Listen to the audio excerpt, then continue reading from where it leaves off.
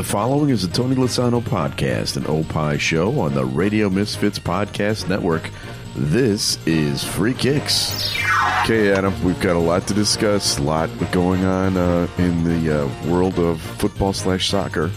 But first, we wanted to start our show off with doing this walk-out music. Every week I've been giving you one, and you have to tell me who it is, what club uses this as their walk-out music. I'll tell you in advance that this song is called Local Hero. Okay, and it's a Mark Knopfler song. Oh, yeah. And here it goes.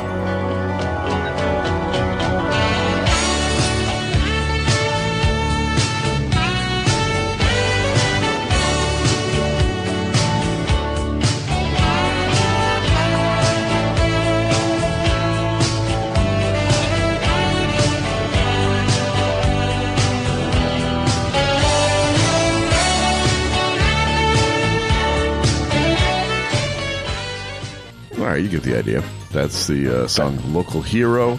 That's the stadium version that they actually use to play as the players come walking out onto the field. What team does that? Well, I'm pretty simple one for me, because I know I've listened to Dire Straits a fair bit, and I knew that Mark Knopfler is from Newcastle, so it's gotta be the Geordies.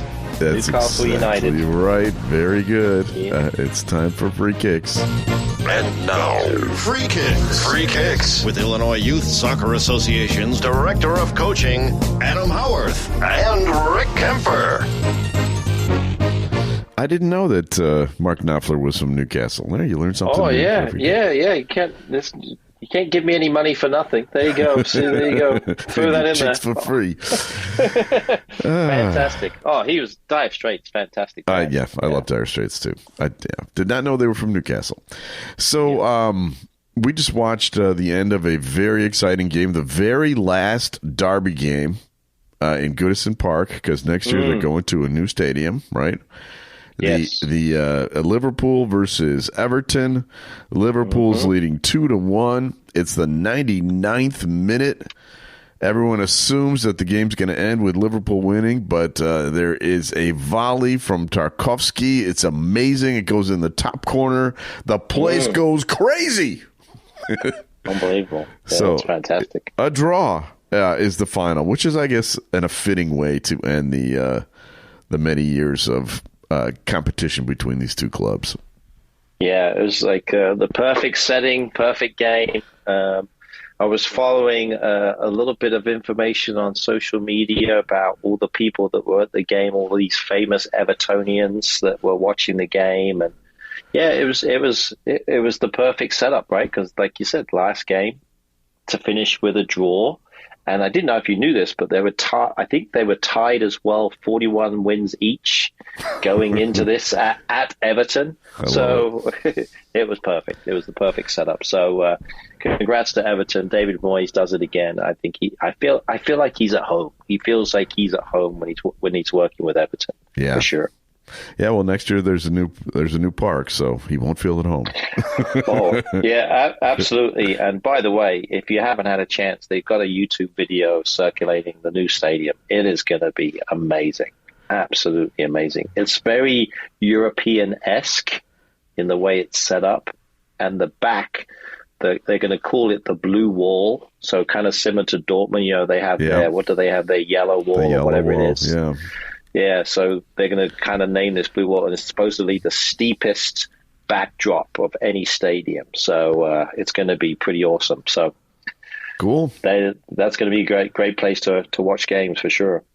So, we'll get into the Premier League a little bit later. But so the bottom line is, after this game, Liverpool has the same number of games as everybody else. For a while, they've had a game in hand. They are now 7 points up in first place. So, they're in pretty good shape. But it only takes a couple of bad games and somebody else can get in there. Yeah, sure. They are also now going to be playing in the Carabao Cup final since we last spoke, and they're going to be facing Newcastle. We just heard their music. Yeah. And that's going to be March 16th. So that'll be a fun game at Wembley Stadium. Mm-hmm. And this past weekend was FA Cup weekend, and some big names went down. Amazing. Yeah, it was an amazing weekend when you think about all the games that took place. Started really on the Friday. I think it was Friday, but it seems like it's such a long time ago. Yeah. When Man United clawed out a victory there right at the end against Leicester City after probably one of the worst first halves I've ever seen a Man United team play. They came back and won it. Yeah. And then, of course, you had your team got upset as well. Right. Down goes Liverpool. Down goes Chelsea. Down goes Tottenham. Yeah. All of them are out. But Liverpool lost to Plymouth Argyle, who is last place in the championship right now. I don't want to say that they didn't have their top lineup in there, but I played 14 minutes at left wing. It was, the guys, they were raffling off fans to come in and play. There was a 72-year-old from Liverpool. Was a part of an opening act of the Beatles back in the 60s. He played 18 minutes at left back. So, it wasn't their top lineup is what I'm saying. Yeah. Whatever. Hey, it was still a loss to the worst team in the championship. So it happens. It's true. It happens on a penalty kick.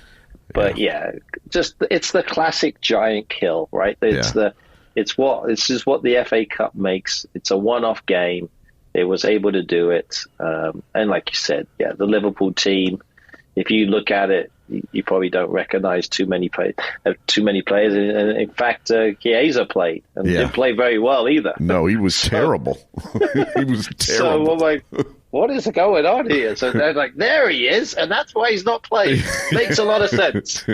Yeah, that's true. We were just talking about him last week. Exactly. Yeah. So, but it was a tough one. I mean, all credit to Plymouth Argyle, to be fair. I mean, unbelievable that they were able to get this result. And the amazing thing is, they just got rid of the former Evertonian in Wayne Rooney. Right. So they got rid of the manager. New manager's come in and has done a tremendous job. So and got the biggest win in the club history. Yes, exactly right. So 5 teams out of the final 16 are not Premier League teams, and there will be at least one in the next round. Because Preston plays Burnley, I believe. That's correct. Mm-hmm. But Plymouth is still in it. Cardiff City is still in it. Millwall. And 3 of the top 4 teams in the Premier League are out. Mm-hmm. Arsenal's gone. Liverpool's gone. Chelsea's gone. The top ranked team that's still left is Nottingham Forest. They barely made it. Did you see that game? Yeah, I did see Exeter City of all teams. The other team that plays at St. James Park. Right. Newcastle's at St. James's Park. They play at St. James Park, But, just barely got through. Like you said, penalty kicks. Yeah. So what I like about this year's FA Cup is there's a good chance it'll be somebody who doesn't usually win a trophy winning it, right? Yeah, it's true. That's true. Yeah, I think it's set up for, again, teams that can do very well. Although you've still got Man City, you've still got Newcastle. I mean, Newcastle hasn't won in a while, but I'd love to see a Bournemouth do well. I mean, I think they got a really good chance of maybe winning it this year. Yeah, how about that? Right, Crystal Palace is still in there. Wolves, Ipswich. Manchester United won it last year. They're still alive, sort of. Right. On life support, basically. Yes, you're right. Aston Villa is still in there. So I don't know. Yep. This is going to be fun. When do we play our next round in the FA Cup? So that's going to be, I believe, the 16th, and then it's followed by I think it's in March, first part of March, I believe. Okay. And then after that, I know what's kind of interesting because when I saw it, I was looking at it because I'm actually going to be in England for the quarterfinals. Oh, fun. Now, so I don't know if there's going to be a chance where we're taking an ODP team over. And that weekend is the 29th. The weekend of the 29th is going to be the quarterfinals. So, who knows? Maybe catch a game, especially if it's up in the Manchester area, which there's a good chance because that's where we're going to be based. Wow, fantastic.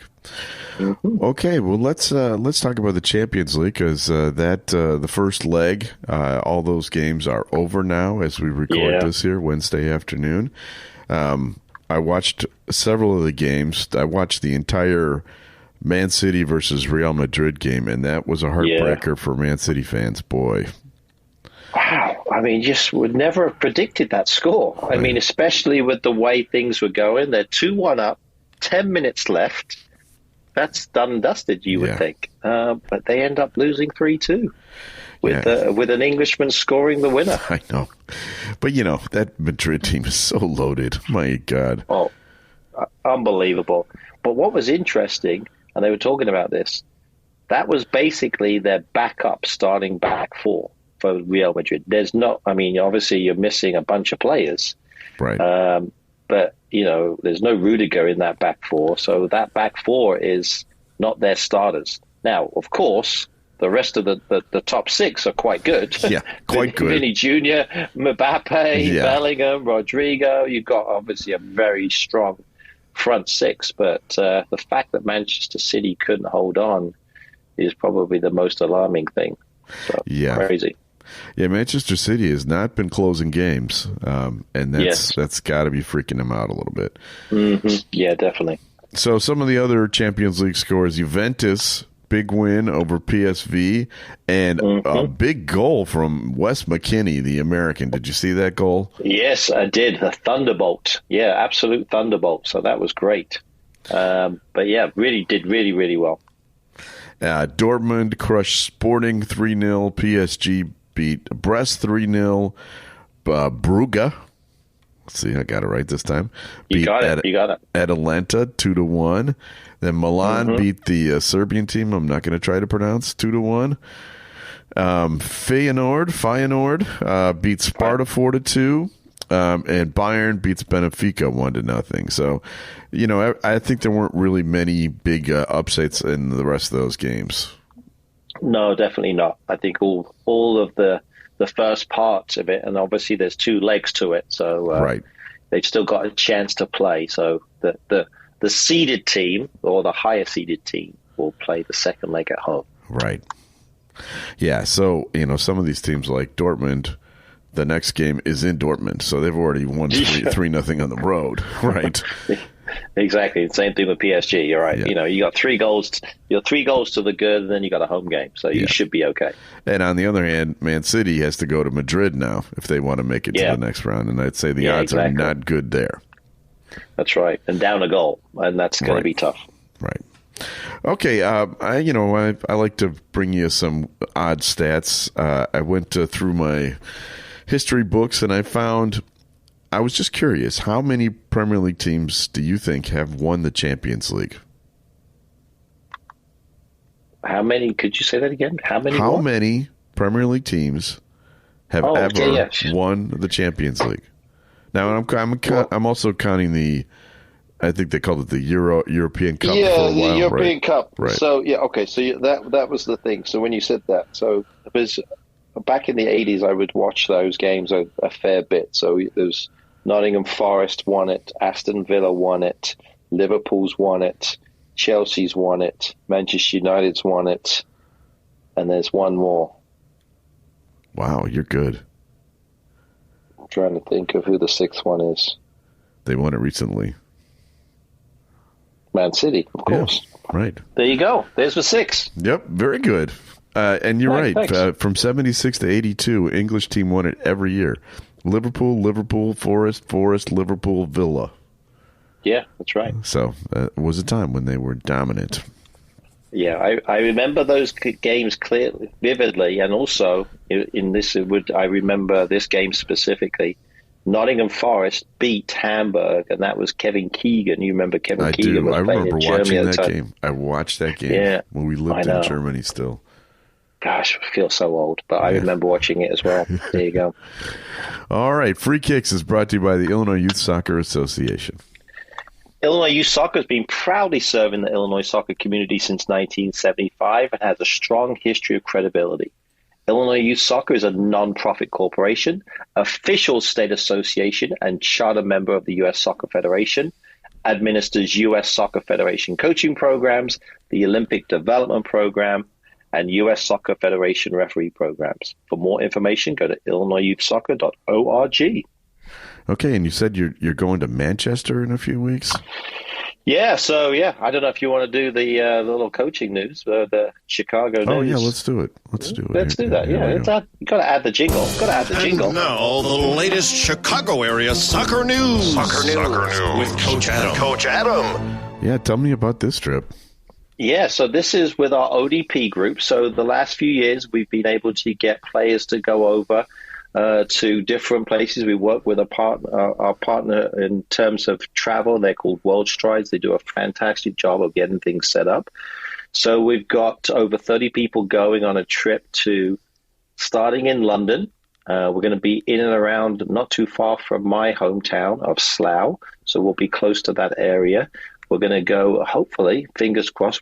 I know we've already got tickets. We've already secured tickets for England versus Latvia at Wembley. Ooh. That's a World Cup qualifier.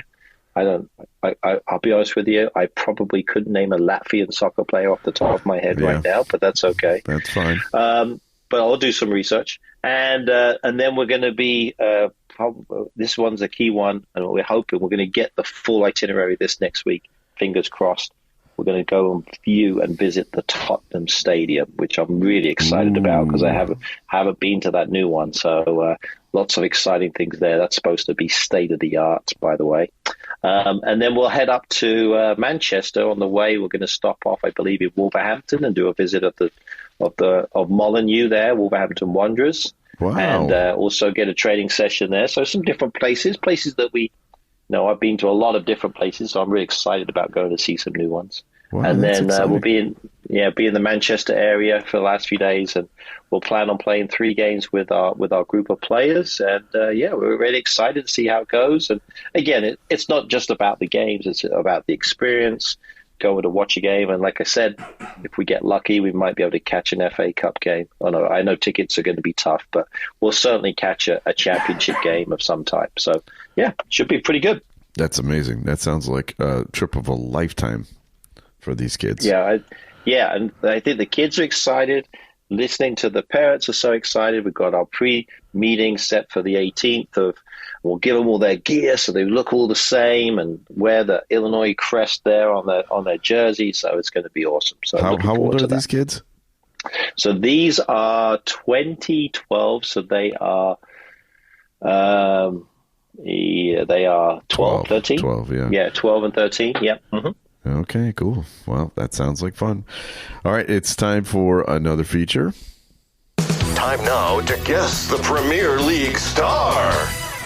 Okay, I think this one's a tough one, so I'm just warning you in advance. I have some pretty good clues in here just in case because it's not easy. All right. This week's Premier League star is 22 years old, and he is playing for his second Premier League club. All right. Okay. He speaks 3 languages, English, French, and Swedish. And he's from one of those countries. Okay. All right. He plays for his national team. He has 19 caps for his national team. Okay. Would his national team be Swedish? Would it be Sweden? It would be, yes. Okay. He plays forward, winger. Got an idea. Okay. He's a winger. Well, he's not a defender. He's a forward. Okay. He wears number 21. Okay, 21. Okay, so that's a different one. I was thinking of somebody else. Okay. Goodness. His team is in the top 4 of the Premier League right now. And they're the highest ranked team left in the FA Cup. Okay. Well, there you go. All right, that's what I was thinking. I was going with that. And it's an interesting one because he could have played for England, right? I think, if I remember. He could have, yep. And grew up and actually played his youth career in Sweden, but also spent a lot of time playing for Manchester United. Yes, I believe. Yes. So because I was thinking when you said the number 21, I went straight to Alexander Isak. I'm not sure how old he is, but I think he's in his early 20s as well. Yeah. But obviously we know that it is Anthony Elanga, who I've just added to my fantasy team as well. Amazingly enough, he's having a good last few games for sure. Ironically, it says here that he was pushed out of Manchester United because he was playing behind Marcus Rashford. And they didn't think he'd get a lot of playing time. How did that work out exactly? Yeah, well, like I said, I mean, Manchester United have got bigger issues for sure in terms of what's going on. But my goodness, yeah, that would have been a nice player to have right now for them, for sure. Yeah, I mean, he's got 3 goals and 8 assists this year. He's a very solid player, but, probably not a star, I will confess. He's on the verge. He's on the verge of being a star. I've always liked him. I think, yeah, you're right. I mean, to be fair to him, he's gone to Nottingham Forest from Manchester United. So it's in some respects, you would think that's a downward move. Actually, it's worked out very well for him. It's a career move that's gone up. So, give him a lot of credit. He's doing well. Good luck to him, and hopefully he has a big impact for Sweden in the next World Cup. Okay. It's time for another feature. Now time for Adam's Weekend Soccer TV Tip. So, it's back to normal, right, next weekend?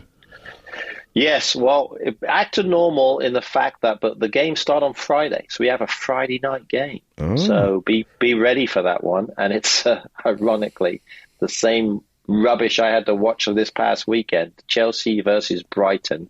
So I watched that game. Well, it was awful. Chelsea played terribly. Brutal. They played terribly against a Brighton team that had just lost 7-0 the week before. So what does that tell you? I watched that whole game. I could not believe how terrible Chelsea looked. Yeah, it was definitely a struggle. Very inconsistent. I mean, if there's anything, we say this all the time. They've been consistently inconsistent, and that's definitely Chelsea for you. So hopefully they get some payback. It's at Brighton again. So you know who's fallen off the face of the earth is Cole Palmer. What's going on with him? Yeah, been a struggle. I mean, and I think I was listening to somebody that said that really he's the attack. When you knock him out of the attack, it's a bit of a struggle for the Chelsea players, and they really don't get anything going. So you need our players to step up. So I'm a believer. They'll be fine long term. I mean, they're still in 4th spot. They are. It was just the FA Cup. They'll be fine. So you think it's a defensive thing? They're just concentrating more on covering him? I think so. I think he's just not getting as much time on the ball. I mean, obviously they think, a lot of teams are thinking, if we can kind of knock him out, then we've got a good chance of stopping Chelsea's attack. And realistically, it's probably true because nobody else is really scoring too many goals. So, that is true. So we'll see.